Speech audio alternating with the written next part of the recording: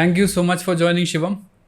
आपका मैंने यूट्यूब पे चैनल देखा था साई मिथ, और उससे आई गॉट इंटरेस्टेड कि मुझे आपको बुलाना चाहिए, क्योंकि आप हिंदी में साइंस के वीडियोस बनाते हैं, जो मेरे ख्याल से बहुत टफ काम है।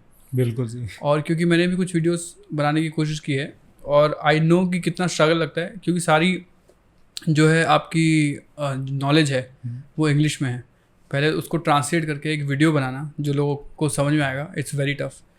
तो आप किस तरह का प्रोसेस यूज़ करते हैं वो बनाने में? एक्चुअली जब आप कोई वीडियो डिज़ाइन करते हैं, जैसे कि आपको वीडियो बनाना है उसमें देख के, तो आपको अपनी पूरी पहले तो स्क्रिप्ट तैयार करनी पड़ेगी।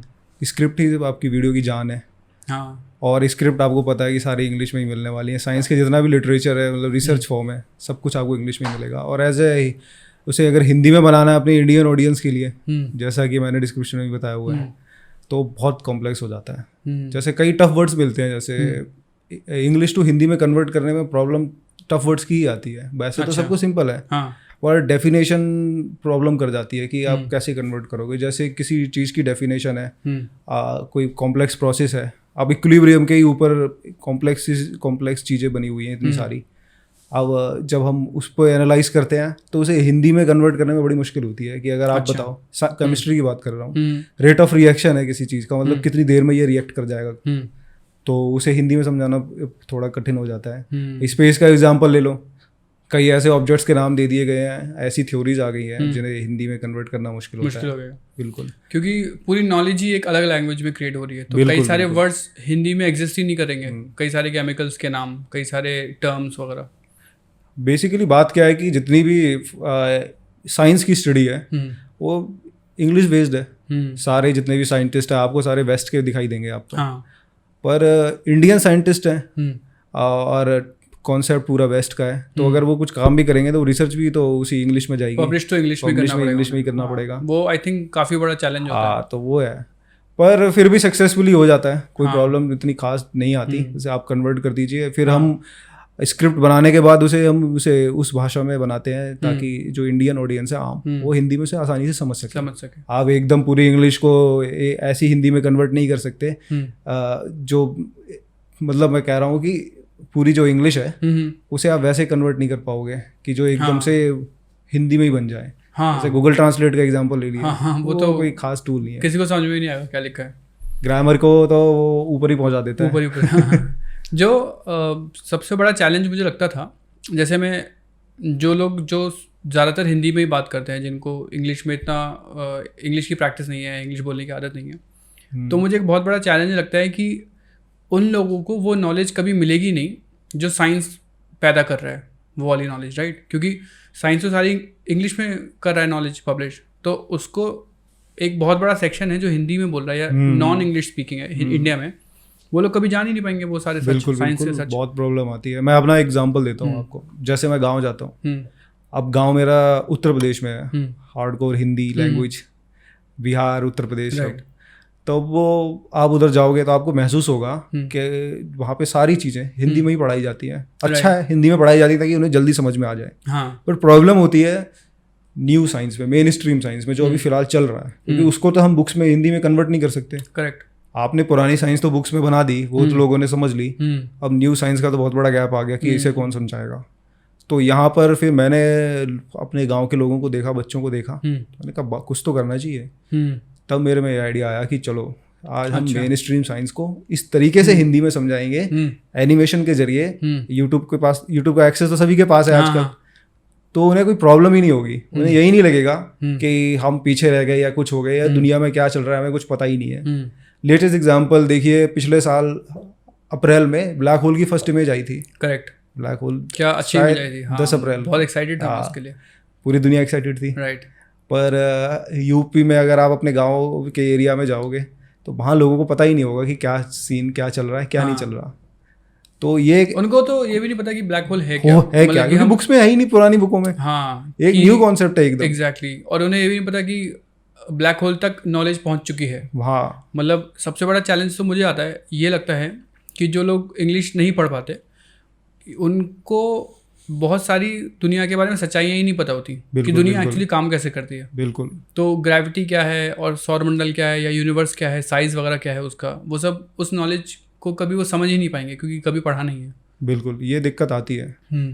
और अगर ये दिक्कत इंटरमीडिएट लेवल तो क्या कॉलेज लेवल तक भी रहती है। हाँ, नहीं मैं तो कह रहा हूँ कि अडल्ट्स में भी, जैसे बिल्कुल जो लोग जिन लोगों ने पूरी ज़िंदगी गुजार दी बिना ऐसी इन्फॉर्मेशन पढ़े जो साइंस के बारे में है, तो उन्हें पूरी दुनिया का, या जैसे आप बोलते हो ना दुनिया में आपकी जगह क्या है, तो वो साइंस आपको बता देती है कि भाई सूरज है, उसके बीच उसकी चक्कर काट रहे हो आप, सूरज गैलेक्सी का पार्ट है, गैलेक्सी में ऐसे बिलियंस ऑफ सूरज जैसे प्लैनेट्स हैं, बिल्कुल ऐसी बिलियंस गैलेक्सीज हैं।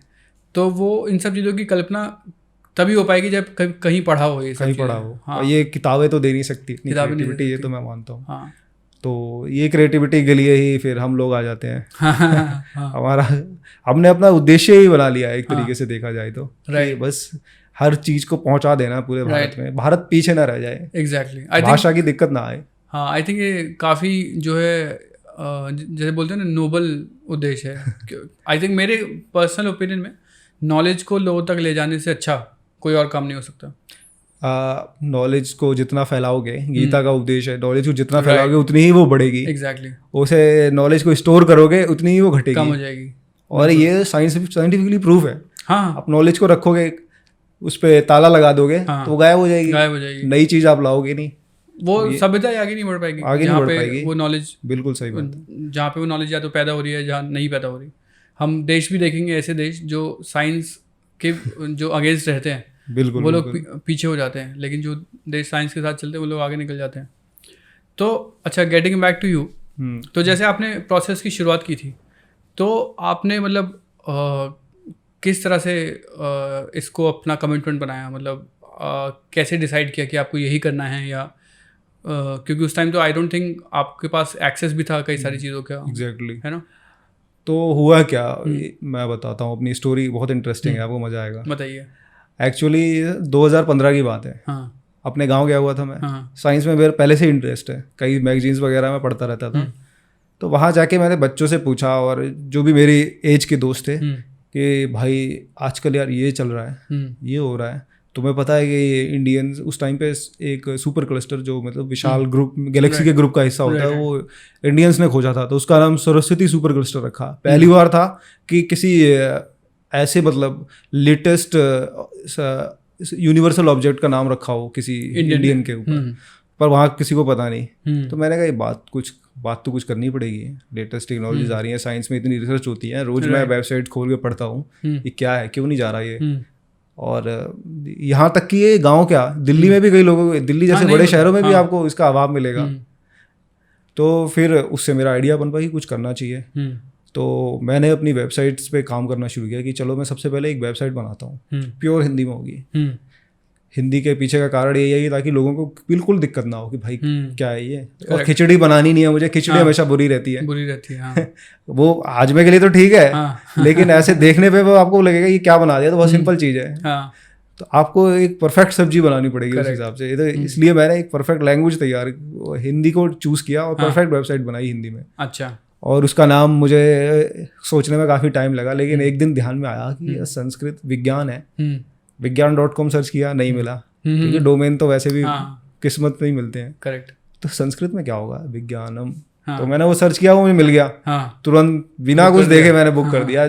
अकाउंट में पैसे भी नहीं थे उस टाइम में, बहुत आज से 6 साल पुरानी बात है। कर दिया मैंने। अच्छा भाई, जो होगा देखा जाएगा, कर दो। डोमेन बुक हो गया।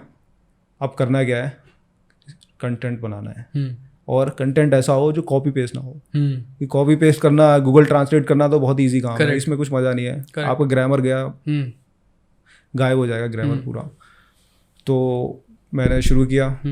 सबसे पहले मैंने थोड़ा स्पेस रिलेटेड टॉपिक्स बनाए, जैसे सोलर सिस्टम। आप पहले ये समझिए कि हिंदी में ये सब है क्या, जैसे सोलर सिस्टम क्या है, प्लैनेट्स क्या होते हैं। हमारे सोलर सिस्टम के 8 प्लैनेट हैं, पहले 9 थे, अब 8 रह गए। करेक्ट। तो वो सब क्या है, इनके बारे में जानिए। हिंदी में लिखना शुरू किया, और आपको जानकर हैरानी होगी कि इस काम के लिए मैंने ना हिंदी टाइपिंग डेडिकेटेड पूरी सीखी है। अच्छा। तो आपको सबसे पहली स्किल सीखनी पड़ी हिंदी टाइपिंग। अच्छा। क्या होता था पहले, मुझे मेरे दोस्त ने गूगल इनपुट टूल के बारे में बताया कि आप इंग्लिश में लिखो, इंग्लिश में जो भी बोलते हैं वो हिंदी में कन्वर्ट हो जाएगा। बढ़िया है, मैंने कहा ठीक है, पर इसमें फील नहीं आ रही।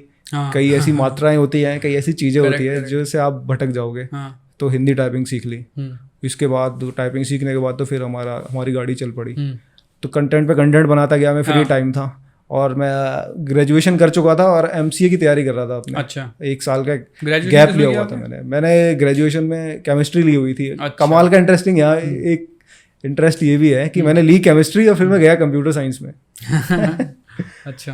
केमिस्ट्री पढ़ी मैंने पूरे अपने ग्रेजुएशन में। उससे साइंस पनपी, फिर कुछ करने का मन आया तो हिंदी में पूरा सब कुछ तैयार किया। इंग्लिश में बहुत कुछ है, इंग्लिश कॉपी करके मैं बार बार टॉपिक्स बनाऊं, कुछ फायदा नहीं होगा। हमें मास ऑडियंस तक जाना है, अंदर तक जाना है लोगों को, क्योंकि लोगों का दिमाग खुल जाए। तो शुरुआत कर दी। फिर धीरे धीरे ऑथर्स ढूंढने हमने शुरू किए। तो ऑथर्स तो मिले नहीं हिंदी में, बहुत मुश्किल था। तो 1-1.5 साल तो मैंने खुद ही काम करा उस पर। जो इंडियन ऑथर होते हैं वो भी, उन्हें भी पब्लिश तो इंग्लिश में करना पड़ता है। बिल्कुल। तो हिंदी में कुछ पब्लिकेशन ही नहीं मिल पाएगा। पब्लिकेशन मिली नहीं मुझे। और जो मिल भी रहे थे तो वो कह रहे थे हम ये साइंस टॉपिक्स में तो हम लिख नहीं सकते, कॉमर्स में लिख देंगे, रिलीजियस वे में लिख देंगे। अच्छा। भगवान राम में रिलीजन वे में लिख देंगे हम, पर हम ऐसे नहीं लिख पाएंगे, मतलब कि एकदम डेडिकेटेड साइंस टॉपिक चाहिए। राइट। मैंने कहा कोई बात नहीं, ठीक है, मैं खुद लिखता हूँ। खुद लिखा मैंने।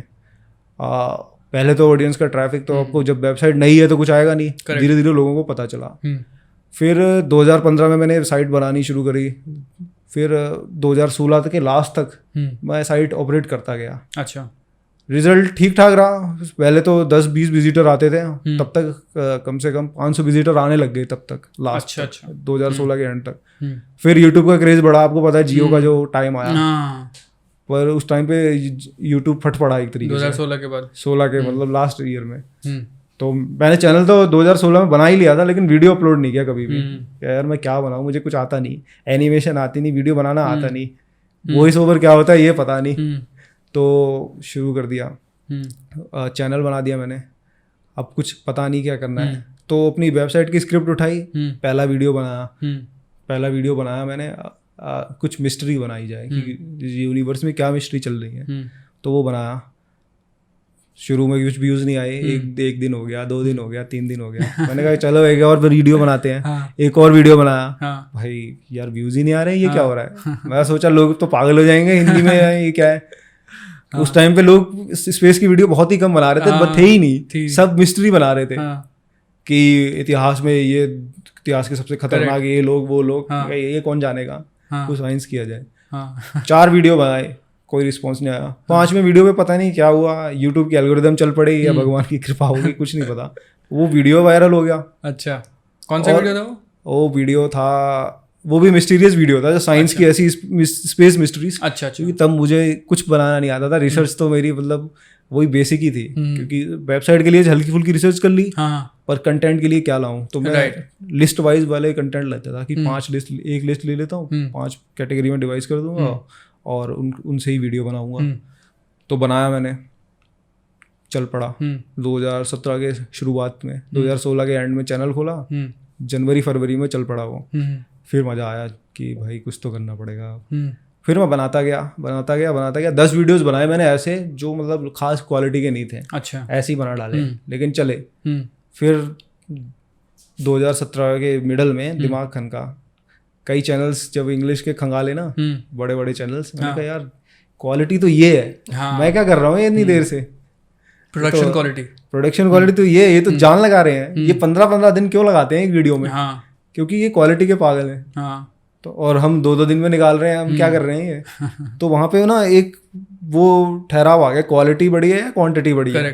Quality versus quantity. रिसर्च करी कि क्वालिटी वर्सेस क्वांटिटी में क्या है। तो भाई क्वालिटी ही सबसे मेन है। आज आपको कोई नहीं जानता, 4 साल बाद जान लेगा, क्योंकि आपकी क्वालिटी इतनी गजब है। और अगर आप धड़ाधड़ वीडियो बना रहे हो, भले आपको लोग जानते हो, वो फायदा नहीं है, कोई इंटरेस्ट ही नहीं रखेगा, बोर हो जाएंगे एक पर्टिकुलर टाइम के बाद। ऐसे बहुत से चैनल देखे जिनसे लोगों का इंटरेस्ट हट गया। तो फिर वो मैंने क्वालिटी के ऊपर ध्यान दिया। फिर मैंने थोड़ा एनिमेशंस पे काम करना शुरू किया, कुछ चैनल्स देखे। अब मैं एग्जांपल देता हूँ, चैनल सबसे पहले बीसॉस वगैरह पे मेरी नजर गई। बीसॉस तो मेरा फेवरेट चैनल है। वो तो सभी का फेवरेट है जिसको साइंस में जाना है। हाँ, जिस तरह से वो साइंस पैकेज करता है, और कहीं की उसका एक टॉपिक पे नहीं होता वीडियो, वो कहीं का वीडियो मतलब कहीं की नॉलेज किसी और चीज़ से लिंक करके वीडियो बनाता है, तो वो उसमें बहुत अच्छी बात लगती है मुझे। बिल्कुल। Vsauce का एक वीडियो देखा था जिसमें वो टाइम स्केल के बारे में बता रहा था। हाँ कि और जब उसका जो तरीका था ना, उसने तो दिमाग ही खोल दिया। यस। पहले वो कुर्सी पे बैठा, हाँ पहले बोला कि ये आज साल 2013 या 14 जो भी चल रहा है ये चल रहा है, हाँ तो आपको पता है 6000 साल बाद ये हो जाएगा, ये हो जाएगा, ये हो जाएगा, ये कैसे बोल रही है। हाँ धीरे धीरे करते करते वो कॉस्मिक एज तक पहुंच गया कि 13 बिलियन ईयर्स बाद ये होगा, 100 ट्रिलियन साल बाद ये होगा, एक ब्लैक होल्स बचेंगे सिर्फ यूनिवर्स में, सब कुछ खत्म हो जाएगा। मैंने कहा ये कैसे बोल सकता है, ये इतना तो साइंस भी नहीं पहुंची। वो था ना video what will you miss. हाँ, व्हाट विल यू मिस। हाँ व्हाट विल यू मिस। तब पता चला कि यार ये भी कुछ है। हाँ जबकि वो वीडियो 2014 का होगा शायद मेरे हिसाब से। हाँ आई थिंक सो 14 या 15 जो भी हो, उससे भी बहुत पहले का। हाँ लेकिन नजर गई मेरी 2017 में। अच्छा। और उस वीडियो के उस टाइम ही लगभग 1 करोड़ के व्यू आसपास आराम से 1 करोड़ व्यूज थे, आराम से नजर गई। तब और 1 करोड़ व्यू बहुत बड़ी चीज है साइंस वीडियो के लिए, बहुत बड़ी चीज। तब खोला कि ये भी कोई बंदा है जो पता नहीं कैसा क्वालिटी कंटेंट बना रहा है, भले महीने में एक वीडियो बनाता हो। करेक्ट।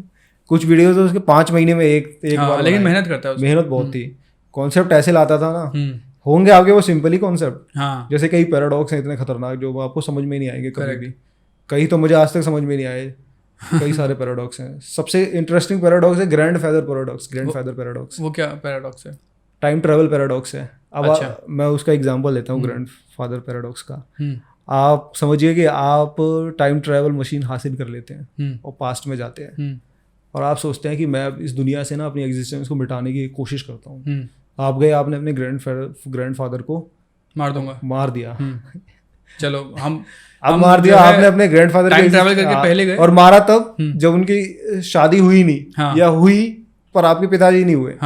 आपने उनसे पहले ही मार दिया, आपने मार दिया। तो आप सोच रहे हैं कि इस हिसाब से तो मैंने अपनी एग्जिस्टेंस खत्म कर दी, तो मैं फिर जिंदा क्यों हूँ यहाँ पे। तो ये क्या है, ये ये पैराडॉक्स आ गया एक बीच में कि फिर तो टाइम ट्रैवल थ्योरी फेल हो रही है यहाँ पे, क्योंकि इस हिसाब से तो एग्जिस्टेंस ही खत्म होगी इस व्यक्ति की, पर ये अभी भी जीवित है फ्यूचर में, प्रेजेंट में, और फ्यूचर में भी रहेगा। ये क्या है? तो ये एक पैराडॉक्स है। पैराडॉक्स को हिंदी में क्या बोलते हैं? विरोधाभास। सिंपल।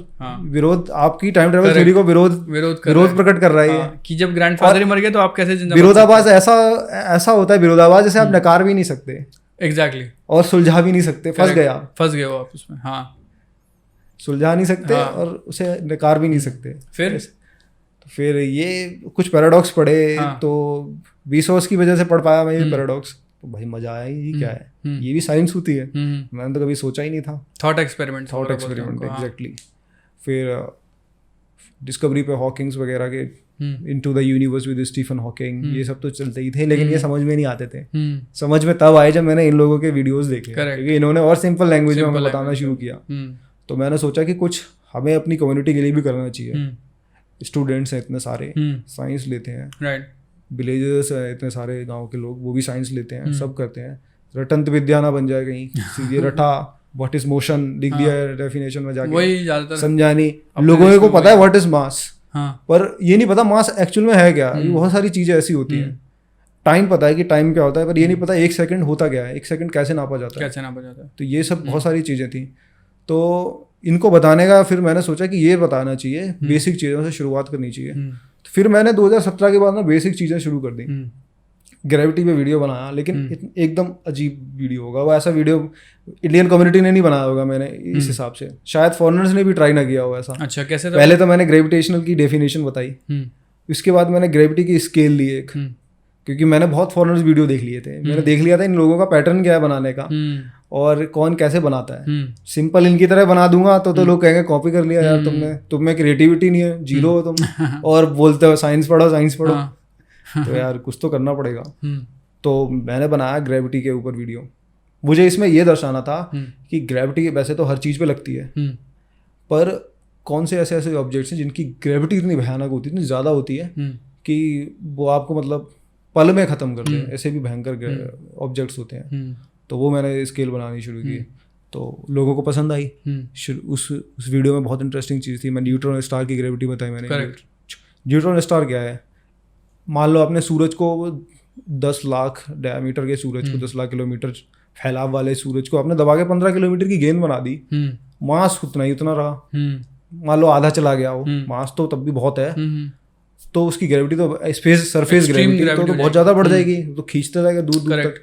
तो आखिर ऐसा क्यों हुआ, तो ये सब बताया मैंने एक अलग ही पैटर्न में, तो लोगों को बहुत पसंद आया। और उसी को अगर आप ब्लैक होल बना दो सूरज को, तो वो एक फुटबॉल जितना बड़ा है, वो भी वीडियो मैंने बनाया बाद में। अच्छा, ब्लैक होल के ऊपर भी, ब्लैक होल के ऊपर जब मैंने एक वीडियो बनाया ना, बहुत मजा आया मेरे को बनाने में।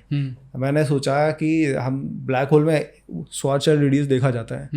श्वार्ज़चिल्ड रेडियस ये होता है मिनिमम रेडियस सेंटर से, जहाँ पे उसका कि ये रेडियस प्राप्त करते ही ना वो ऑब्जेक्ट ब्लैक होल में निकल नहीं पाएगा, उससे उसकी ग्रेविटी से बाहर नहीं निकल पाएगा ना वो। हाँ, वो भी आपकी बात सही है कि कोई दूसरा ऑब्जेक्ट उसकी ग्रेविटी से बाहर नहीं निकल पाएगा। और एक डेफिनेशन ये भी है कि उस रेडियस तक पहुंचा दोगे ना, कोलैप्स उसको पिच कर कोलैप्स करवा दोगे, कुछ भी करवा दोगे। श्वार्ज़चिल्ड रेडियस तो वो होता है ना कि एक ऑब्जेक्ट को कितनी रेडियस पे कंप्रेस करना है, कंप्रेस करके वो ब्लैक होल बन जाए। एग्जैक्टली, तो ये है। तो पृथ्वी का मैंने उदाहरण लिया, पृथ्वी का एग्जांपल देखा यार, पृथ्वी को अगर हम ब्लैक होल बनाना चाहते हैं तो उसे इतने हद तक कंप्रेस करना पड़ेगा कि ये एक मार्बल कंचे जितना बड़ा हो जाए। कि यार ये कैसे हो सकता है, तब जाके ब्लैक होल बनेगी, वो ब्लैक होल बनेगी, उसका मास पृथ्वी जितना होगा। फिर मैंने सोचा अगर वो कंचा है, मास पृथ्वी जितना है, तो उसे कोई उठा ही नहीं सकता। और उसे अगर टारगेट कर दें किसी प्लेनेट पे, वो तो सब खाता हुआ निकल जाएगा सबको। इतना विनाशकारी होता है ब्लैक होल। ये है, तो मैंने कहा इस पे बनाना वीडियो बनाना चाहिए। मेरे को बहुत मजा आया था उस वीडियो को बनाने में, पूरी एनिमेशन मेरी थी, मतलब गजब की ब्लैक होल की। तो ये एक वीडियो हो गए। तो इस तरीके से मैंने अलग कई तरीके की वीडियो बनाई, लेकिन रखे बेसिक ही। अच्छा, मैं हमेशा ये रखता था कि आखिर ब्लैक होल शुरुआत कैसे हुई, कि है क्या, बना कैसे, खोजा कैसे गया। क्योंकि ये तो कोई हवा में तो किसी ने बोल नहीं दिया कि चलो ब्रह्मांड में एक ऐसा ऑब्जेक्ट भी मान लेते हैं। पहले तो आइंस्टाइन की इक्वेशन से निकला था ना, मतलब अगर वो कह रहा है। एक्चुअल में इसकी कहानी भी बहुत इंटरेस्टिंग है। बताओ। आइंस्टाइन ने अपनी वो बनाई थ्योरी ऑफ रिलेटिविटी। उस थ्योरी में उन्होंने देखा कि जो जनरल रिलेटिविटी की बात कर रहा हूँ मैं, कि ग्रेविटी है, ग्रेविटी न्यूटन की जैसी नहीं हो सकती कि दो ऑब्जेक्ट हैं एक दूसरे को खींचे जा रहे हैं। ग्रेविटी जरूर कुछ ऐसी चीज होगी जो किसी चीज को दबाती होगी, स्पेस टाइम। आप स्पेस को ना एक वो मान लो, एक चद्दर मान लो या एक कुछ मान लो, एक सरफेस मान लो, और उसमें एक भारी सा आपने ऑब्जेक्ट रख दिया, मतलब सूरज रख दिया। अब वो क्या करेगा, वो उसे दबा देगा नीचे, जब वो चादर नीचे दबा देगा तो वो स्पेस, जो स्पेस है, टाइम तो जोड़ देते हैं हम। ये जैसे कि सॉफ्ट गद्दे पे आप कोई भारी बॉल रख देते हो तो वो गद्दा दब जाता है। हाँ, है ना? और उसके आसपास अगर आप जब कुछ मार्बल्स फेंकोगे वो उस पर ऐसे ऐसे घूमने लगेगा। हाँ, तो जनरल रिलेटिविटी में ये निकला, ये पता चला कि ऐसा होगा।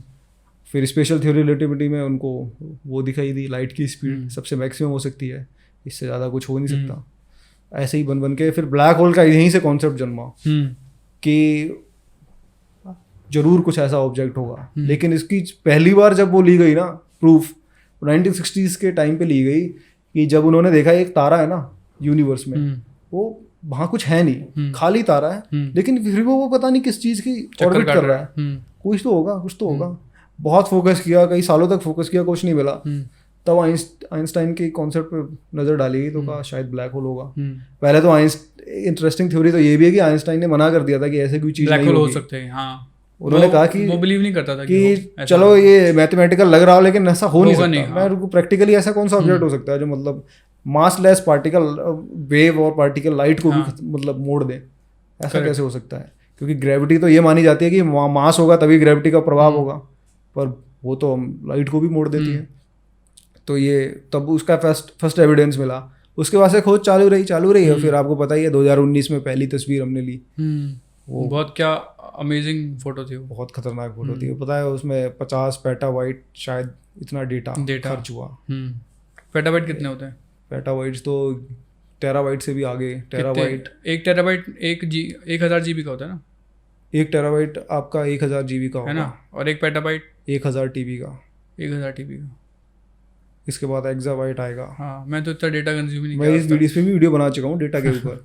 अच्छा, मैं तो बहुत मजा आता है मुझे ये सब बनाने में, डेटा के ऊपर। अभी फिलहाल मैं प्रोसेसर या फिर क्वांटम कंप्यूटर्स के ऊपर वीडियो बनाने की कोशिश करने वाला हूँ। अच्छा, क्वांटम कंप्यूटिंग समझते हैं लोग? क्वांटम कंप्यूटिंग लोग समझते तो हैं कुछ लोग। अच्छा, जो आप वीडियो बनाते हो उस पर आपको रिएक्शन कैसे मिलता है कि लोग समझते हैं जो आप टेक्निकल चीज़ों के बारे में? नहीं, कुछ रिएक्शन मिक्स है। अब आप बताओ, मैंने बीच में मैं स्पेस की वीडियो बनाता रहा। हाँ, नहीं मान लो, चलो स्पेस तो ठीक है, साइज है और ऑब्जेक्ट्स है ना। मान लो आप किसी को समझाने की कोशिश कर रहे हो कि ग्रेविटी एक्चुअली है क्या। अब जैसे हम लोग अभी डिस्कशन कर रहे थे, तो ग्रेविटी ये तो है नहीं कि दो चीज़ें एक दूसरे को खींच रही हैं आपस में। हाँ, ग्रेविटी बेसिकली पहले ये सोचा जाता कि खींच रही हैं, फिर लोगों का ये था कि आइंस्टाइन ने बोला था कि भाई स्पेस और टाइम एक ही चीज़ है ना। तो स्पेस टाइम में जो एक ऑब्जेक्ट होता है उसके आसपास स्पेस ज़्यादा सिकुड़ा हुआ होता है, बिल्कुल, इसलिए वो ज़्यादा ऑब्जेक्ट्स को अपने आसपास रखता है ना। लेकिन अब जैसे बोसॉन पार्टिकल्स वगैरह हैं, ग्रेविटॉन्स का जो कॉन्सेप्ट है वो बेसिकली कह रहा है कि ग्रेविटी भी पार्टिकल से आती है। exactly. तो जब आप इस तरह की चीज़ें समझाने की कोशिश कर रहे हो तो क्या रिएक्शन मिलता है लोगों से आपको?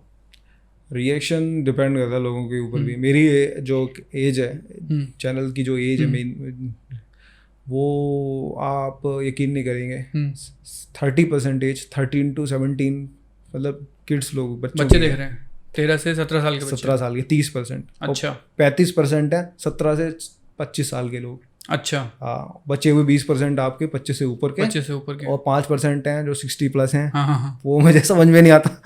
अब रिटायर हो गए होंगे, कुछ तो देखेंगे तो वो देखेंगे। वो लोग बहुत अच्छे अच्छे कमेंट करते हैं। अच्छा, यार ये तो मैंने पहली बार पढ़ा, अपनी जिंदगी खुद ही बता दी मैंने। हाँ। लेकिन अच्छी बात ये है कि जो बच्चे इस तरह के इन्फॉर्मेशन के साथ बड़े हो रहे हैं उनमें क्यूरियोसिटी रहेगी हमेशा। पता है, बच्चे फिर वीडियो देखने के बाद ना मुझे इंस्टाग्राम पे इतने मैसेज करते हैं, भैया ये कैसे हो गया, आपने कैसे कह दिया, ये भी होता है। हाँ।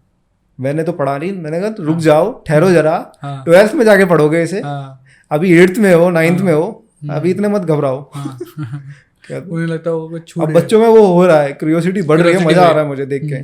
पहले बच्चे, मैं भी ये देख रहा हूँ कि जो अभी बिकॉज इंटरनेट पे सारी इन्फॉर्मेशन अवेलेबल है ही, तो जो अभी जो हम लोगों के बाद की भी जनरेशन है जो अभी स्कूल से पास आउट कर रहे हैं, कॉलेज में अभी जा ही रहे हैं, वो लोग ज़्यादा क्यूरियस हैं। बिल्कुल। और वो लोग ज़्यादा रिलैक्स्ड भी हैं लाइफ को लेके। वो लोग ये नहीं सोचते जैसे हम लोग सोचते थे ना कि ऐसा ही करना है या वैसा ही करना है। वो लोग थोड़े फ्लेक्सिबल भी रहते हैं और इन्फॉर्मेशन को लेके ज़्यादा वो रहते हैं, उनका कंजम्पशन भी हाई है इन्फॉर्मेशन का। जो आप 10 साल पहले चलिए हमारे टाइम पे, ये पेरेंट्स कहते थे ये कर लो, ग्रेजुएशन कर लो, नौकरी की तैयारी करो, क्या फालतू के ड्रामे हैं। इंटरनेट अवेलेबल था नहीं, यूट्यूब अपने मतलब 5-6 साल की एज में था। ये सब साइंस तो कोई जानता ही नहीं था, है क्या ये। हाँ हाँ, तब भी चीज़ें इंटरनेट पे थी, लेकिन हमें नहीं पता था कुछ। पर हम फिर वही, तब कुछ वेबसाइट पे जाना पड़ता था, वेबसाइट पे जाना पड़ता था। इतना लोग नहीं बनाते थे, लोग नहीं बनाते थे तब, कोई इतने हैवी मतलब वीडियोस नहीं बनाते थे। हाँ, वीडियोस नहीं बनते थे इतने। तो फिर ये तो 2012-13 से ही देख रहा हूँ मैं भी। 12-13 से शुरू हुआ है एक तरीके से। इंग्लिश वेस्ट ने शुरू किया है 12-13 में, और इंडिया में ये 2017 से आप मान लिए कुछ हद तक शुरू हुआ है। हाँ, पर अभी है मतलब शुरुआती लेवल पे, बिगिनर अभी लेवल भी। पे। हाँ, क्योंकि अभी तो कोई भी कुछ भी बना रहा है, कुछ भी बना रहा है, और वही बेसिक कॉन्सेप्ट घिसे जा रहे हैं, मतलब बार बार वही कुछ नया नहीं हो रहा। तो वो बदलना चाहिए, और मुझे उम्मीद है कि वो बदलेगा जैसे जैसे बच्चे ही आगे जा करके कुछ नया करेंगे। आई थिंक कुछ जो इंस्टीट्यूट्स हैं, जो साइंस के इंस्टीट्यूट्स हैं, उनको भी कोलैबोरेट करना चाहिए कंटेंट बनाने में। और जैसे इसरो है, अब हमें क्या पता चल रहा है इसरो क्या कर रहा है, जब तक न्यूज़ में नहीं आता, जब तक वो कुछ लॉन्च नहीं कर देगा, हमें थोड़ी पता है रोज रोज क्या करता है वो। लेकिन लॉन्च तो हमें आउटकम दिखता है, उसके पहले की साइंस। मेरा ये कहना है कि साइंस इंस्टीट्यूट्स को जुड़ना चाहिए सभी से, क्रिएटर से भी और बच्चों से भी, क्योंकि बेस्ट में तो मैं देखता हूँ वो जुड़े हुए होते हैं। अब बेरिटीजियम को ले लीजिए, नासा के ऑफिस से वीडियो बना रहा है, तो कुछ तो मतलब नासा को भी पसंद आ रहा है कि उसकी नॉलेज जा रही है। और क्या? अब ये तो हम नहीं कह सकते कि बेरिटीजियम के जो फाउंडर हैं उन्हें सब पता होगा, उसके बारे में नहीं पता होगा ना, नहीं पता होगा उन्होंने, नासा वालों नहीं बताया होगा कि एक आदमी या एक मतलब किसी भी व्यक्ति को सब कुछ पता हो, ये पॉसिबल ही नहीं। आपको दूसरों से लेनी पड़ेगी नॉलेज। अब मैं साइंस में स्पेस ही नहीं बनाता, सब चीज़ बनाता हूँ। अब मैंने फिर जो कोरोना के टाइम पे वायरस के ऊपर एक वीडियो बनाया था, व्हाट इज वायरस। तो वायरस पे बनाया, तो अब मुझे आपको पता है मेरी इंटरेस्टिंग फील्ड यही है, फिजिक्स ही है, पर ये तो बायोलॉजिकल है ना। पर इसके लिए मुझे एक हफ्ते एक्स्ट्रा रिसर्च करनी पड़ी, वायरस क्या है, पूरा एनिमेटेड बनाया है। अच्छा, किसी का मैंने वो रेफरेंस तो आपको मिल जाएगा कि हाँ उसने ऐसे किया था, पर एनिमेशन तो आपको अपना बनाना पड़ेगा ना, क्रिएटिविटी तो अपनी दिखानी पड़ेगी, कलर अपने चूज करने पड़ेंगे, वो सब तो वो इम्पोर्टेंट। अभी तो कई सारे यूट्यूबर्स को देखता हूँ मैं जो साइंस में करने की कोशिश कर रहे हैं, स्पेशली जो जो हिंदी में कर रहे हैं उनमें बहुत सारा मुझे एक चैलेंज ये लगता है कि वो कंसिस्टेंट नहीं होते इन्फॉर्मेशन को लेके, मतलब कुछ भी लिख देंगे। जैसे अगर आप साइंस की बात कर रहे हो तो उसमें आप माइथोलॉजी नहीं जोड़ सकते, या फिर आप ऐसे सुपरस्टिशन नहीं जोड़ सकते। तो आपको साइंस की इन्फॉर्मेशन देनी है तो साइंस की ही देनी है, अदरवाइज वो इनकन्सिस्टेंट, मतलब अनट्रू हो जाएगी। बिल्कुल बिल्कुल, ऐसा मैं आपकी बात से सहमत हूँ, ऐसा सही है।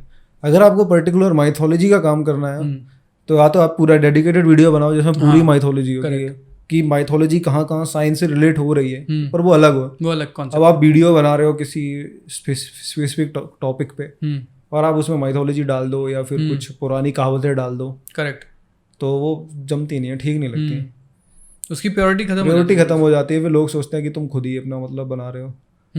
फिर हाँ, तो फिर लोग कमेंट भी ऐसे आते हैं कि यार मुझे लगता है ये किसी रिसर्च नहीं, तुम्हारे दिमाग की उपज है। हाँ। लगता है कि तुमने कुछ ज़्यादा ही पढ़ लिया है। हाँ। एक बार तो मेरे पे भी कमेंट आया था। हाँ, क्या? मैंने एक बार क्या कर दिया, आप ही की तरह एक वीडियो में 10 सेकंड के लिए ना थोड़ा माइथोलॉजी जोड़ दी थी, फिर हटा दी। मैंने कहा ऐसे सही नहीं लगेगा। टाइप 5 सिविलाइजेशन के बारे में बात कर रहा था, हाईली एडवांस सिविलाइजेशन। तो मैंने कह दिया कि आपको नहीं लगता कि टाइप 5 सिविलाइजेशन हमारे हिंदुज़म में दर्शाए गए देवताओं जैसी है? कैसे? टाइप 5 जैसे टाइप 1 2 3 4 तक तो है। टाइप 5 में क्या है कि पूरी यूनिवर्स की आप एनर्जी कंट्रोल कर सकते हो। एग्जैक्टली। टाइप 1 क्या है? मतलब टाइप 1 जो एक अपने प्लेनेट की एनर्जी को यूज कर ले। टाइप 2 स्टार हो गया, टाइप 3 गैलेक्सी हो गया, टाइप 4 गैलेक्सी क्लस्टर्स हो गया, टाइप 5 बचा यूनिवर्स। पर हमारे हिंदुज़म में भी ऐसा ही कॉन्सेप्ट है। अब मैं आपको उसके बारे में बताता हूँ। हिंदुज़म में कैटेगरीज होती हैं, देवता, दानव, लोकपाल, दिक्पाल, महिपाल, और अंत में आते हैं किन्नर भी आता है एक कैटेगरी, फिर सबसे लास्ट में आता है मनुष्य। 7 कैटेगरीज होती है। किन्नर मनुष्य की कैटेगरी से ऊपर है? किन्नरों को थोड़ा मनुष्य से ऊपर का दर्जा दिया गया है। अच्छा, वेरी इंटरेस्टिंग। हमारे में जो ये जो कैटेगरी है वो तो साइंटिफिक ही होगी, किसी ने बनाई होगी तो कुछ तो होगा। देवता को बोलते हैं highly civilised, above the universe, because they can control. तो देवता किसके ऊपर आते हैं? देवता टाइप 5 सिविलाइजेशन तो सबसे ऊपर आते हैं, सबसे ऊपर, क्योंकि वो यूनिवर्स कंट्रोल कर सकते हैं। और फिर आते हैं आपके दानव। दानव भी मनुष्य से ऊपर है। दानव मीन्स राक्षस नहीं, वो वाले। दानव अपने रामायण में मय दानव वगैरह जो उन्होंने बोल सुने होंगे, जिन्होंने महल वगैरह बनाई थी रावण और उनके, जो बोलते थे दूसरे सितारों पे रहते। दानव और दैत्य और दानव एक ही माता की संतानें हैं अगर हिंदू माइथोलॉजी में आप जाओ। अच्छा। पीछे तो एक ही समान दर्जा उन्हें मिला हुआ है, लेकिन वो अमर नहीं है। देवता अमर है अमृत के हिसाब से। दानव अमर नहीं है। दानव अमर नहीं है। They can live up to trillion years but they are not, they will die. Immortals तो देवता ही है। अच्छा। बट उनकी इंटरगैलेक्टिक ट्रैवल कर सकते हैं। हाँ, they can do anything, reform, पृथ्वी पे आ सकते हैं। हो सकता है कि वो इंसानों की ये साइकोलॉजी बदल दें। करेक्ट। क्योंकि कई ऐसी, पता है ये माइथोलॉजी भी ना साइंस में कहीं ना कहीं अटकती है, तो इससे लोग क्या होता है आइडियाज लेके ना मूवीज बना देते हैं। क्या होता है कि जो बहुत साल पहले सोचा गया है वो है तो थॉट है। अब हजारों चीज़ें सोची गई हैं। कुछ चीज़ें जो सच मिल जाती हैं, कुछ चीज़ें सच नहीं मिलती हैं। कि अगर आपने कल्पना की कि पृथ्वी जो है सूरज के चक्कर लगाती है और आपने 3000 साल पहले बोल दिया है, ठीक है, तो या तो वो बात सही है या गलत है ना। अगर वो बात सही है तो उसका एविडेंस मिल जाएगा, आगे जाके प्रूव हो जाएगी। ये नहीं गलत सही है तो नहीं मिलेगा। बिल्कुल। तो माइथोलॉजी में भी ऐसी बहुत सारी चीज़ें हैं जो सोच के बोली गई हैं, उनमें से कुछ चीज़ें सच होंगी, कुछ नहीं होंगी। देखो माइथोलॉजी पे तो मैं बोल नहीं सकता, लेकिन मैथमेटिक्स वगैरह तो मैं एकदम, मैथमेटिक्स तो वो तो कांस्टेंट है। वो तो मैथमेटिक्स तो हिंदुइज्म की जो साइंस में देन है वो तो अलग ही है। राइट। पर माइथोलॉजी तो एक थॉट प्रोसेस है। वो तो एक, जैसे हमारा साइंस का थॉट प्रोसेस ही है। टाइप 5 सिविलाइजेशन, 3 सिविलाइजेशन, 4 सिविलाइजेशन देखी तो कभी नहीं है। हो सकता है ना भी मिले। हो सकता है कि पृथ्वी के अलावा कहीं जीवन ही ना हो सकता है हर प्लेनेट पे जीवन हो। करेक्ट, हम देख ही नहीं पा रहे हैं। करेक्ट। नहीं, वैसे भी मैथ्स तो मेरे को बहुत फैसिनेटिंग लगती है, क्योंकि पूरी यूनिवर्स का जो है एक तरह का कोड है मैथमेटिक्स तो एक लैंग्वेज है। साइंस की ऐसी लैंग्वेज है जो साइंस को प्रूफ कर देती है तुरंत ही। आपने कोई थॉट बनाया तो आपको साइंटिस्ट यही बोलेगा कि इसे भाई मैथमेटिकली प्रूफ करके देखो। वो तो है। मतलब ये सारी थ्योरीज को एग्जांपल है और सारी इक्वेशंस को मिला करके अगर आपकी इक्वेशन सटीक बैठ रही है हाँ, तो मान कुछ सकते हैं, पॉसिबल है, वरना नहीं। हाँ। तो ये जो इंटरेस्टिंग चीज़ ये है कि हम लोग जैसे रोज़ रोज़ जैसे टीवी पे मीडिया वगैरह में देखते हैं कि किसी को अगर आइडिया लेना हो इंडिया की पब्लिक का कि भाई क्या सोचती है या किस चीज़ में इंटरेस्ट है, तो साइंस के वीडियो में आपको लगेगा नहीं कि कोई बोलेगा हाँ यार इंडियंस जो है साइंस की वीडियो में बड़े इंटरेस्टेड रहते हैं। लेकिन जैसे आपके व्यूज़ देखें या किसी और चैनल के भी व्यूज़ देखें तो लाखों लाखों व्यूज़ मिलते हैं साइंस की वीडियोस को। तो ये बड़ी मतलब मैं तो सरप्राइज नहीं हूँ इस चीज़ से, लेकिन कुछ लोग अभी इस चीज़ को रिकग्नाइज़ नहीं कर पाते कि एक्चुअली ये बहुत बड़ा मार्केट भी है। बिल्कुल, कि बहुत अगर इसको ढंग से सपोर्ट किया जाए तो ये आगे जाके इंडिया में तो नंबर्स की कमी थोड़ी है। बिल्कुल। जैसे अब मैं एग्जांपल दूं आपको, जो वेस्ट में जो साइंस चैनल्स हैं हमारे जैसे एक्चुअली वो एक दूसरे के साथ ना सपोर्टिव हैं, बहुत जुड़े हुए हैं। राइट। एक्चुअली उनका पूरा एक ग्रुप भी रहता है एक तरीके से देखा जाए तो कोलैबोरेट वहाँ पे बहुत अच्छे तरीके से कोलैबोरेशन होती है और इतनी अच्छी कोलैबोरेशन होती है ना कि आप यकीन नहीं करोगे। एक 2 चैनल्स का नाम लेता हूँ मैं, रियल लाइफ लोर, राइट, और एक वेंडेवर प्रोडक्शन। राइट। दोनों की कोलैबोरेशन एकदम गजब है, बहुत स्ट्रांग है। मुझे कभी यही नहीं पता चलता कि मैं किस चैनल का वीडियो देख रहा हूँ। एनिमेशन भी सेम है, पर दोनों इंडिविजुअल क्रिएटर्स हैं। राइट। तो कोलैबोरेशन कितनी गजब है। हमारे यहाँ क्या है, कोलैबोरेशन करने में बड़ी मुश्किल आती है। ऐसा क्यों? कोलैबोरेशन दूसरे के कॉमेडी वगैरह में तो मुझे पता नहीं, मैं अपने साइंस के बारे में बता रहा हूँ। कोलैबोरेशन में ये प्रॉब्लम आती है कि आप तो चले हो एकदम न्यू करने के लिए, और कुछ लोग हैं जो मतलब चले हैं एकदम मतलब वही बेसिक रखेंगे, न्यू में मतलब खतरनाक हो जाएगा कुछ ज़्यादा ही, तो उसमें आ जाती है। लेकिन अगर हमें क्रिएटर मिलते हैं कहीं कोलैबोरेशन करने वाले तो बहुत अच्छा लगता है, मज़ा आता है। करते रहते हो कोलैबोरेशन एक्चुअल में अभी तक तो मैंने की नहीं किसी के साथ, हो ही नहीं पाई है, पर फ्यूचर में हो पाएगी। कई अच्छे चैनल हैं, अंतरिक्ष टीवी है एक चैनल, राइट, तो वो तो एक तरह से दोस्ती है हमारा। अच्छा। हाँ, तो उससे शायद कोलैबोरेशन करें। अब मैं भी उनसे यही कहूँगा कि वो भी इन सबसे हट के कुछ नया करें, राइट, मिस्ट्री और फैक्ट्स बना के, उससे फिर और मज़ा आएगा, ऑडियंस को भी अच्छा लगेगा।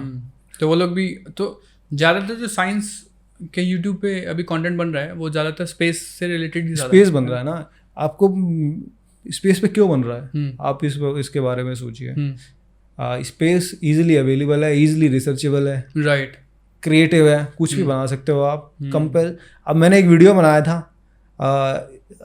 Largest thing in the universe, आपकी सोच से परे चीज़ें। ये मतलब मैंने टाइटल भी क्या लिखा कि ये वीडियो आपका घमंड तोड़ देगा। टाइटल देखो, ये आपका वीडियो का टाइटल। हाँ, ये वीडियो आपका घमंड तोड़ देगा। इंग्लिश में क्या होगा, this video will break your attitude. English में अच्छा कोई अजीब नहीं लग रहा है, ये लग रहा है कि एक नॉर्मल वीडियो बनाया है किसी ने, पर हिंदी में ये अजीब लग रहा है, ये टाइटल क्या दे दिया। पर एक्चुअल में वो वीडियो है वही, वो आपको घमंड तोड़ देगा कि आप कितने छोटे हो। हाँ, कि पृथ्वी की कोई औकात नहीं है। उसमें बहुत मैंने वो किया, मतलब वॉल्यूम निकाली, कैलकुलेशन करी कि अगर ये तारे का डायमीटर इतना बड़ा है तो ये कितने सन को अंदर संभालेगा। ये कहीं था ही नहीं अवेलेबल, तो मैंने खूब मैथमेटिकल कैलकुलेशन की, वो वीडियो बना। तब उसमें 4.4 मिलियन व्यूज आए। अच्छा, मिलियंस ऑफ व्यूज आए, 44 लाख व्यूज आए। अच्छा, मतलब लोग इंटरेस्टेड तो हैं, लेकिन कुछ अजीब हो, मजा हो, अजीब हो, सोच से परे हो। जैसे एक बार क्या हुआ, घर पे बैठा था मैं, तो उस दिन ना छोले बन रहे थे। अच्छा। तो मैंने पापा से पूछा कि छोले का दाना है, मान लो मैं यहाँ पे रख देता हूँ, दिल्ली में मान लो एक छोले का दाना रखा है मैंने, और ये सन के बराबर है, ठीक है मान लो। तो जो नियरेस्ट स्टार है सन से, जो कि 4.3 लाइट ईयर्स अवे है ना, बिल्कुल। तो अगर उस सन को मैंने छोले के दाने में कंप्रेस कर दिया है और दिल्ली में रख दिया है, तो सबसे पास एक और छोले का दाना कहाँ रखा है? तो बोलने लगे वहाँ रखा हुआ ऐसे 10 मीटर दूर, 20 मीटर। नहीं, एक्चुअली वो आगरा में रखा है, 200 किलोमीटर दूर। तो इतने ज़्यादा डिस्टेंसेस हैं स्पेस में, और इस चीज़ को इमेजिन करना पॉसिबल नहीं हो पाता है, तो घमंड तो टूट ही जाएगा। बिल्कुल। एक रियल लाइफ लोर का वीडियो था कि हम अपनी पूरी जिंदगी में इंटरस्टेलर ट्रैवल क्यों नहीं कर सकते, मतलब इंटरस्टेलर 2 तारों के बीच की यात्रा, करेक्ट, सूरज से अल्फा सेंटोरी की ओर जाने की क्यों नहीं कर सकते। काफ़ी कॉन्सेप्चुअल वीडियो था, और उसने भी मुझे प्रभावित किया, मतलब सोच में डाला कि हमारे पास सबसे तेज स्पेसक्राफ्ट अभी न्यू हॉराइजन्स है, जिसने 59,000 किलोमीटर प्रति घंटे पर आवर की स्पीड पकड़ ली। उससे जाने में हमें कुछ 7,000 साल या 10,000 साल से ज़्यादा का समय लगेगा सिर्फ और सिर्फ अल्फा सेंटूरी तक पहुंचने में। हाँ। और वॉयजर जो वॉयजर 1 है, जो सबसे दूर है अभी, वो 20,000 साल बाद एक किसी दूसरे तारे के पास पहुंचेगा। और आपको हैरानी होगी कि 20,000 साल बाद तो वो दूसरे तारे की ओर पहुंचेगा, लेकिन 10,000 साल तक वो सूर्य के इन्फ्लुएंस में रहेगा अभी भी। हाँ। वो साइंटिस्टों ने तो बोल दिया कि वो इंटरस्टेलर हो चुका है, वो जा चुका है दूसरे तारे की लेकिन वो सिर्फ सोलर सिस्टम से ही निकला है। वो भी सोलर सिस्टम के काइपर बेल्ट से ही निकला है, जहाँ सन की जो ग्रेविटी है ना बहुत हैवी है, इन्फ्लुएंस बहुत डालती है। लेकिन सन तो ऐसे ऐसे ऑब्जेक्ट्स को लिए बैठा है जो 10,000 सालों में एक बार उसकी रोटेशन लगाते हैं, जो हजारों किलोमीटर दूर है, अरबों किलोमीटर्स। वॉयजर अभी तक वहाँ पहुँचा नहीं है। अभी सैडना एक प्लेनेट है, हाँ, अभी वॉयजर को वहाँ तक पहुँचने में 260 साल लगेंगे। हाँ, उसका रेवोल्यूशन 11,000 साल का है। 11,000 साल में एक चक्कर लगाता है वो। इसका भी मैंने एक डेडिकेटेड वीडियो बनाया था। मुझे यही बनाने में बड़ा मजा आता है सैडना के ऊपर। सैडना मिस्टीरियस काफी है। उसका ऑर्बिट भी अजीब है। सबसे कमाल की बात ये होती है कि जैसे हम इमेजिन करते हैं ना, साइंटिस्ट भी बहुत तरीके से इमेजिन करते हैं। हाँ। सैडना की कोई रियल इमेज, मतलब एग्जैक्ट इमेज तो ले नहीं सकते, कंपाउंड के बेसिस पे कुछ बनाने आप ये देखो कि बिलियंस ऑफ किलोमीटर दूर एक ग्रह है जो 1,000 किलोमीटर या 1,500 किलोमीटर चौड़ा है। तो वो तो वही हो गया कि आप यहाँ से बैठ के 40 किलोमीटर दूर छोले का दाना देख रहे हो। करेक्ट, वही हुआ ना। तो आपको कैसे दिखेगा? वही आपने हाई रेजोल्यूशन हबल भी लगा दिया तो आपको एक बिंदु दिखेगी। हाँ। तो वही बिंदु दिखती है, पर साइंटिस्ट उससे भी लगा लेते हैं। हाँ। खोज लेते हैं। हाँ। एक मैंने वीडियो बनाया था कि साइंटिस्ट इस बिंदु से कैसे खोज लेते हैं कि यहाँ जीवन होगा। ऐसी क्या चीजें पकड़ते हैं कि वो कह देते हैं यार this is a habitable planet, it can host life, how they can do this. तो वो भी क्या था, इंटरेस्टिंग था। वो तो बहुत ही गजब है। मतलब साइंटिस्ट उस छोटी सी बिंदु से भी ना बायो सिग्नेचर्स पकड़ लेते हैं। ये स्पेक्ट्रा जो आता है ना एक्चुअल उस लाइट का, अगर प्लेनेट है तो स्टार होगा। रोग प्लेनेट को छोड़ दें, रोग मतलब आवारा ग्रह। अगर कोई प्लेनेट है जो रोटेट कर रहा है तो वो स्टार तो होगा ही उसके सामने। स्टार होगा तो हमारा टेलीस्कोप तो मेनली स्टार की लाइट को रिसीव करेगा, प्लेनेट की तो लाइट होती नहीं। तो स्टार की जब लाइट आएगी तो प्लेनेट से टकरा के आएगी। अब प्लेनेट स्टार की किस लाइट को कम करेगा, किसको ज्यादा करेगा, वो स्पेक्ट्रम में पता चलेगा। तो उससे पता चलेगा कि इसमें या हाइड्रोजन है या हीलियम है। स्पेक्ट्रोस्कोपी क्या रिफ्लेक्ट कर रहा है बेसिकली, इस तरीके से रिसर्च करी जाती है। तो स्पेस के अलावा भी आप किसी और चीज पे वीडियो बनाते हैं? अब मैंने रेडियो एक्टिविटी का वीडियो बनाया था, तो मुझे उसमें 15 दिन लगे थे बनाने में। अच्छा, बहुत ज्यादा। अच्छा। अब लोग कहेंगे कि वो तो बहुत सिंपल होगा, पर नहीं, उसमें बहुत टाइम लगा था। हाँ। रेडियो एक्टिविटी क्या है एक्चुअल में, कितने तरीके की होती है, आयोनाइजेशन, रेडिएशन, नॉन आयोनाइजेशन। आपके मोबाइल से जो निकलता है वो आपको हार्मफुल क्यों नहीं करता है, तो वो भी रेडिएशन। दुनिया में हर चीज रेडिएट करती है कुछ ना कुछ। रेडिएशन एक्चुअल में होता क्या है, जो एलिमेंट्री पार्टिकल्स हैं उनको फेंकना बाहर। यूरेनियम क्या करता है, हजारों न्यूट्रॉन्स फेंकता है बाहर। आपके न्यूट्रॉन इतने छोटे होते हैं, आपके शरीर से आर पार कर गए तो आपकी डीएनए को म्यूटेट कर देंगे, बिल्कुल आपकी डेथ हो सकती है। ये है चेरनोबिल, HBO पे सीरीज आई थी, वो देखने के बाद दिमाग खुला कि रेडिएशन भी एक नाइस टॉपिक है, इस पे काम करना चाहिए। फिर बेरिटिजियम का एक वीडियो देखा रेडिएशन का। उसने जो रेडिएशन का वीडियो बनाया ना, वो पर्सन लिटरली हर जगह घूम के आया उस वीडियो के लिए। वो ट्रिनिटी साइट पे भी गया जहाँ फर्स्ट टाइम न्यूक्लियर बम फोड़ा गया था 1945 में। जो जापान में? नहीं, जब यूएसए ने टेस्ट किया था। अच्छा। वो हिरोशिमा नागासाकी भी गया रेडिएशन नापने की, आज के समय में यहाँ कितना रेडिएशन है। साइवर्ट यूनिट में नापा था उसने। और वो फिर प्लेन में भी बैठा कि प्लेन में कितना रेडिएशन लगता है, केले में कितना रेडिएशन होता है।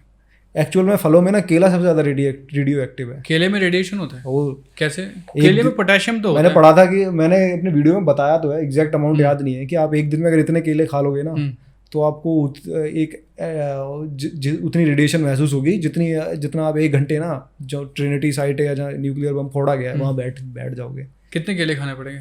मैंने सुबह तो एक ही केले था। 250 से 500 की क्वांटिटी निकलती है। इतने केले इंसान नहीं खा सकता। 250 केले कोई कैसे खा लेगा एक दिन में? अगर आपको रेडियो एक्टिव होना है, अगर आपको रेडिएशन छोड़नी है अपनी बॉडी से, तो 250 केले खाओ। ऐसे वीडियो में बहुत मजा आता था, पर एक बार क्या हुआ कि मैंने एक वीडियो बना दिया। हाँ। हटाना पड़ा मुझे। वो क्या था वीडियो? क्या है वो, मेरे को लगा यार ये तो यार गलत रिएक्शन ना कर जाए। मैंने कहा उस वीडियो में था कि आपको हर चीज ना मार देती है, आप एक सांस में 7 लीटर पानी पियोगे ना मर जाओगे। मैंने कहा लोग करने ना लग जाए यार, 1.5 किलो नमक खा लोगे तो मर जाओगे। मैंने ये वीडियो बना दिया था। हाँ ये तो 2 किलो चीनी खा लोगे तो आपकी डेथ हो जाएगी। यूट्यूब पे ये रिस्पॉन्सिबिलिटी तो रहती है फिर कि मुझे आप यार कुछ लगा कि ऐसा नहीं। मतलब और साइंस कमाल की यूट्यूब ने मोनेटाइज भी कर रखा था, सब कुछ था उसमें। अच्छा फिर एक एथिक्स आता है कि यार उसमें कुछ कमेंट ऐसे पड़े ही ना, भाई तू तो यार वो बता रहा है जो कोई नहीं बता रहा था, तू सही चीजें बता रहा है कि 1.5 किलो चीनी खा लो इकट्ठी तो ये हो जाएगा। आपको लिखना चाहिए don't try this at home. वो सब किया मैंने, लेकिन अगर लोग मानते नहीं है ना। फॉरेनर्स तो चला लेंगे, इंडिया में कोई नहीं मानेगा, कोई सन की आ जाएगा और फिर कहीं क्लेम ना कर दे ट्विटर पे कि मैंने ये वीडियो देखा था। तो इन सब का भी ध्यान रखना पड़ता है। रिस्पॉन्सिबिलिटी है एज ए यूट्यूब क्रिएटर। बिल्कुल एज ए क्रिएटर रिस्पॉन्सिबिलिटी है ये।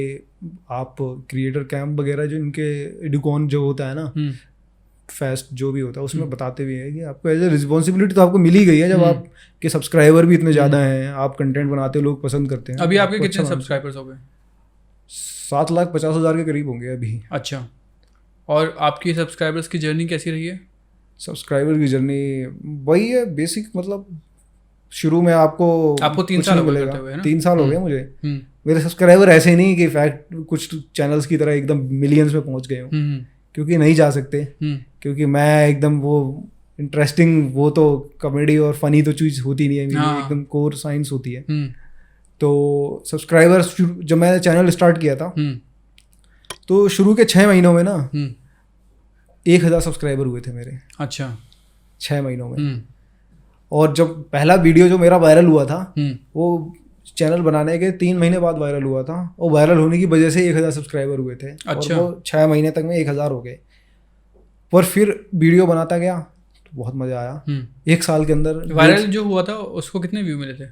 उसको 1.5 लाख 2 लाख व्यूज मिले थे, इतने ही। फिर उसके बाद वीडियो बनाता गया, 1.5 साल में मुझे 1 लाख सब्सक्राइबर हो गए थे। अच्छा, फिर 1.5 साल में 1 लाख। हाँ, अब फिर जो ये 1.5 साल आया, 1.5 साल बीता है ना, इसमें अब 7.5 लाख तक मैं पहुंचा हूँ। उसके बाद पिक कर गया पहुंचा हूँ। और अब धीरे धीरे सब्सक्राइबर बढ़ ही रहे हैं, मतलब घट नहीं रहे, बढ़ रहे हैं। पर देखो शायद 1 साल के अंदर मिलियन भी पहुंच जाए। हो तो जल्दी पहुंच जाए, जल्दी पहुंच। अगर मैं फैक्ट वीडियो बनाने लग जाऊँ तो भाई नहीं फेक वीडियो मत बनाना, लाइक फैक्ट वीडियो। अच्छा फैक्ट वीडियो मतलब फिर तो उसमें आपको भयानक क्रिएटिविटी है। फैक्ट वीडियो आप क्या बोलोगे फैक्ट में? ये एक चींटी है जो इसको भी इसका जहर इतना खतरनाक है उसको मार देगी। आपने ये समझाया नहीं वो क्या है क्यों नहीं है, कि वो केमिकल क्या है उसके जहर में। तो ऐसे में आपको व्यूज तो बहुत आएंगे, लेकिन आप कुछ जानकारी नहीं दे रहे। हाँ, ये तो न्यूज़पेपर के नीचे कटिंग में लिखा रहता है आज के 4 फैक्ट। हाँ, तो ये मैं मानता हूँ कि हाँ। अच्छा, आप अपने YouTube चैनल पे अपना फेस क्यों नहीं यूज़ करते? फेस इंटरेस्टिंग चीज़।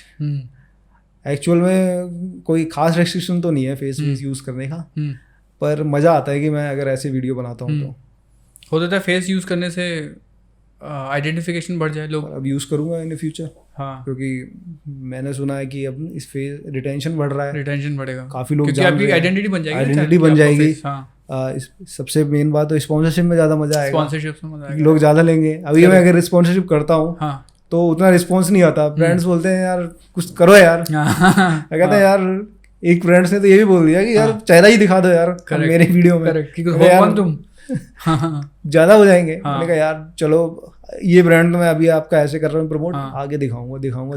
कब टी शर्ट भी बना सकते हो आप साइड में करके, वो भी मैं सोच रहा हूँ कि टी शर्ट तैयार करूँ।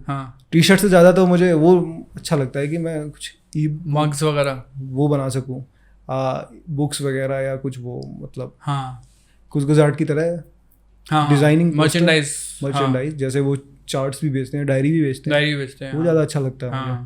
टी शर्ट तो है ही, मर्चेंडाइज कर सकूँ। करेक्ट।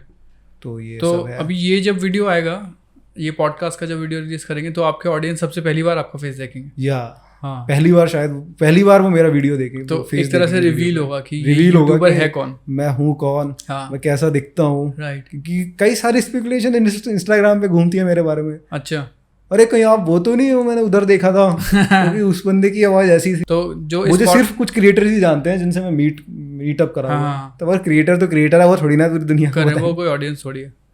तो आपके ऑडियंस को इस पॉडकास्ट से पता चलेगा कि साइमित के फर्स्ट पीछे टाइम चेहरा कौन सा है? फर्स्ट टाइम उन्हें इसी पॉडकास्ट से पता चलेगा कि साइमित के पीछे कौन है, हाँ। कौन है जो इतनी रिसर्च कर रहा है, वॉइस दे रहा है, एडिट कर रहा है। कुछ और टॉपिक्स वगैरह हैं जो आप एक्सप्लोर करना चाहोगे, जो जिन पे अभी तक आपने कंटेंट नहीं बनाया है, ऐसे बहुत से या टॉपिक्स आगे जाके किस तरह का कंटेंट बनाना चाहोगे आप? टॉपिक्स तो वही साइंस से रिलेटेड ही रहेंगे, पर थोड़ी रिलैक्सेशन मिल जाएगी।